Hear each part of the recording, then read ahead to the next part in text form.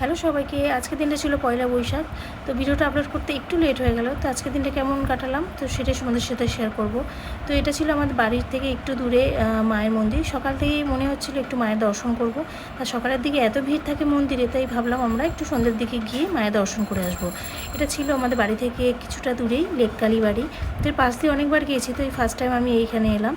তো এখানেও এসে দেখছি সন্ধেবেলাও প্রচুর ভিড়। তো আমি ভাবলাম ভিড় হলেও এসে গেলে মায়ের দর্শন করে যাব।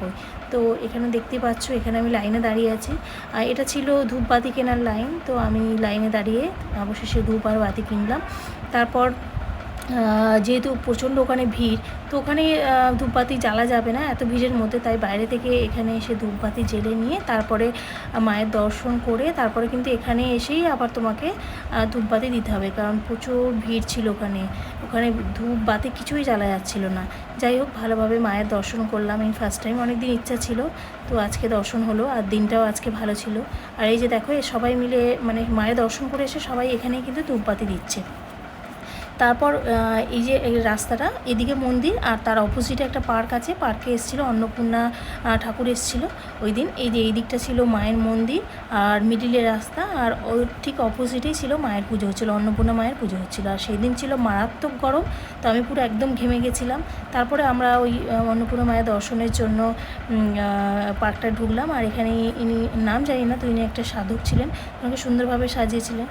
তো ওটাই তোমাদের সাথে শেয়ার করছি। দেখো, খুব সুন্দরভাবে জায়গাটা সাজানো আছে।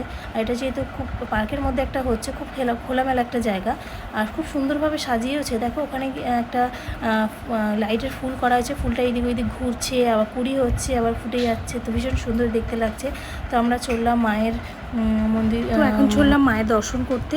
আর সামনে গিয়ে দেখি মায়ের মূর্তিটা ছিল খুব বড় আর গোল্ডেন কালারের গয়না দিয়ে সাজানো আছে, অদ্ভুত সুন্দর দেখতে লাগছে। হাতে একটা হাঁড়ির মতো ধরা আছে, যেহেতু অন্নপূর্ণা মা। আর পাশে এরকম একটা পেতলের মা দুর্গার ইয়েও আছে, মূর্তিও রাখা আছে। খুব সুন্দর দেখতে লাগছে, আর মূর্তিটাকে তো অসাধারণ দেখতে লাগছে। এরপর আমরা ওখান থেকে বেরিয়ে এসেছিলাম, বেরিয়ে এসে একটু এইদিক ওইদিক ঘুরে তারপর আমরা বাড়ি চলে এসেছিলাম। তো আজকের ভিডিওটা যারা দেখছো একটু কমেন্ট লাইক করে দিও।